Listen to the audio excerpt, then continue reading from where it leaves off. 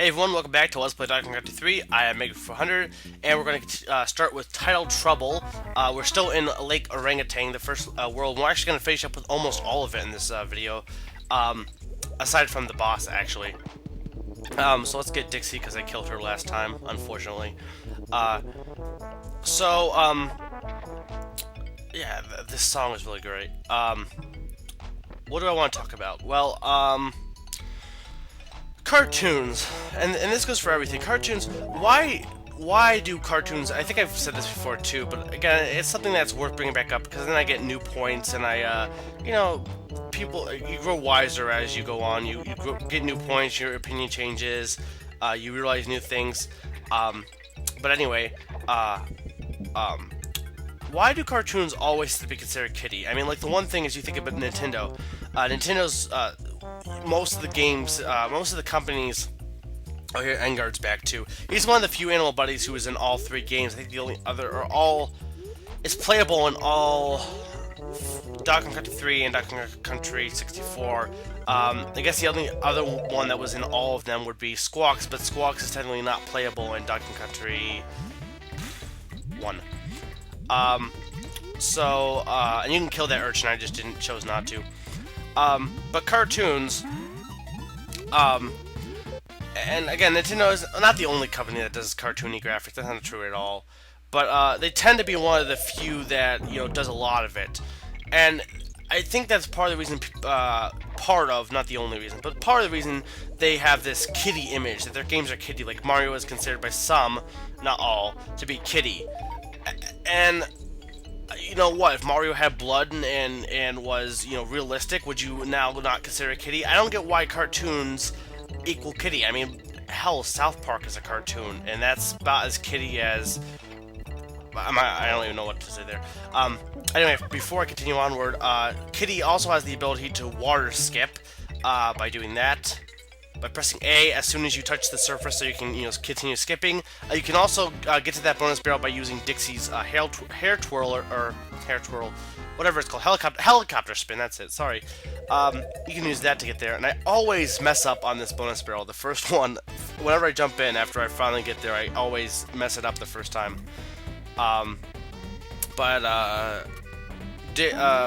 You can use that if you, at the very edge, you jump before getting over there. You can use Dixie's helicopter spin. But I always have trouble with this. I used to always have trouble with that bonus barrel trying to get Kiddy's water skip to work, or even Dixie's hair twirl, because you had to be good, have good timing. And it used to be the hardest one for me to get. Now, as you saw, I just did it in like one try. First try. But anyway, for whatever reason, cartoons have this really, and it used to be cartoons were made inexpensive, right? Having cartoons. I don't know how that guy glitched down there. They used to be inexpensive, like Snow White and stuff, right? And it was for everyone. But as making live-action movies became more and more less expensive, people started viewing cartoons as being something for kids.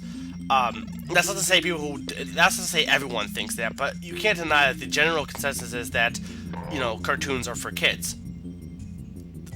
Of course, again, South Park and stuff like that aren't for kids, but, even if anyone watches anything that does not have any adult humor, a lot of people are like, that's for kids. Why are you watching that? It's said that geeks only watch that. It's like, oh, you're watching kid stuff, and it's like, so why are cartoons considered for kids? Why does a lot of animators and a lot of cartoon movies have a lot of references that kids won't even get.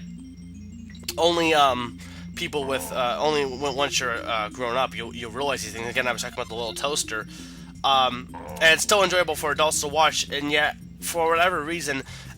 I don't know if it's just because of the look. I don't know if it gets the mindset that everyone's gotten into. It's just, it's kind of like, why can't... Nintendo's ratings, and I keep bringing up Nintendo because it is something, they do have the kiddie label, which I don't think is always fair to label on them. For everyone. Now, I've said before, at least on the Blarg Pit, I've said before, a lot of companies don't do that. They'll say it's E for everyone, yet no one except for little kids are going to enjoy. Little kids or families are going to enjoy it. Nintendo's games, however, do really embody the E for everyone. This game, Forever, for example, young kids could technically enjoy it if they got used to the controls, and everyone can enjoy it. I guess like Mario, everyone can enjoy Mario because there's difficulty in it, but there's also, especially the newer games, because they're starting to do the super guide and keep the difficulty and still trying to make it for everyone.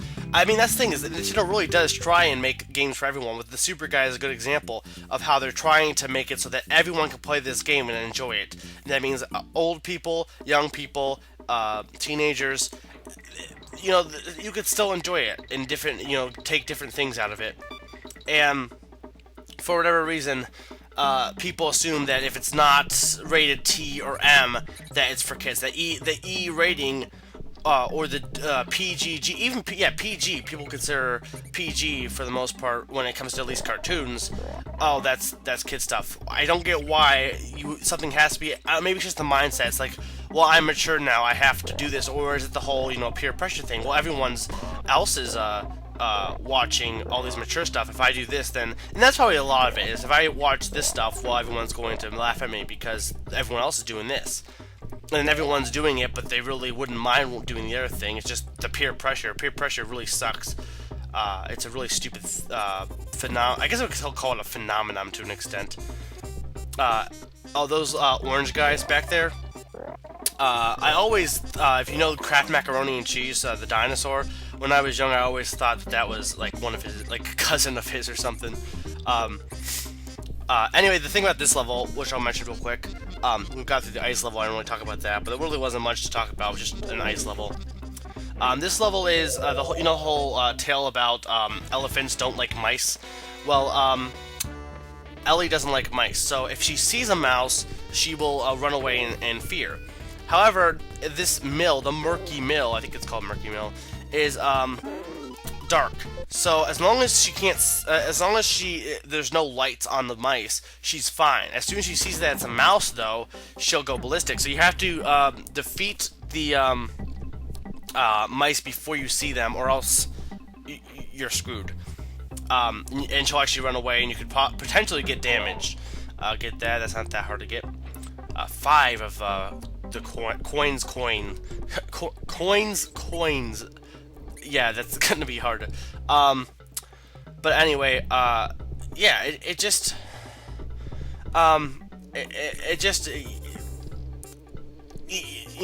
being for everyone, or being lighthearted, or being not specifically made for, or not being that anyone can play it, or that it's not mature audiences only, doesn't make it for kids. And again, I think it has to do with the mindset that people don't want to have the kiddie image. I think there was a if you ever seen there's a comic, webcomic, Awkward Zombie, who did a whole thing on Pokemon, and a lot of people talked about this. I showed my friend; he really liked it. He actually started reading the comics because of this one comic. Basically, it was a Pokemon comic, and it had preschool Pokemon everyone likes if they're all trained in Pokemon.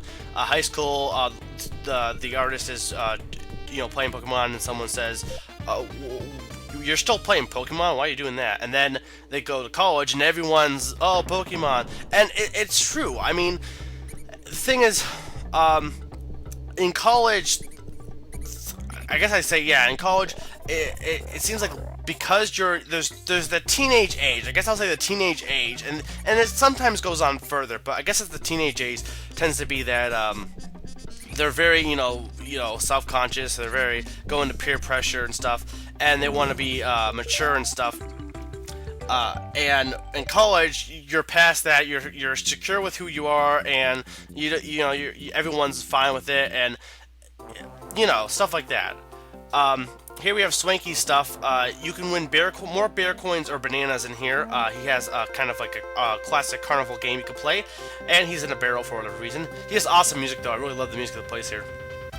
But yeah, it seems once you get past that one point, past high school, and once you get a certain age, when you're like past the teenager age,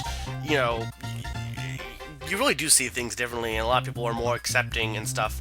High school is really just really rough, honestly. I don't think does anyone actually enjoy high school once they're out of it and they look back to. Did anyone actually say, "Oh, high school is the best years of my life"? I don't know. Maybe there's someone out there who thinks that. Anyway, you had to face Cranky Kong in different versions. There's three different types of games, but you have this classic or not ski ball, like throwing balls at these targets, and you gotta beat him to win. But yeah, and it's that with teenagers, but also just in general, like adults. A lot of adults also think that cartoons are for kids. Like the college years, everyone it almost seems like it's accepting to things more, and then when you get past that, you go to adults and you're like, oh, this stingy old person. I don't know, but that's about all the time I have actually. Next time we'll be taking on the boss of this world. So this has been Maker 400 reminding you, Cranky Kong is old.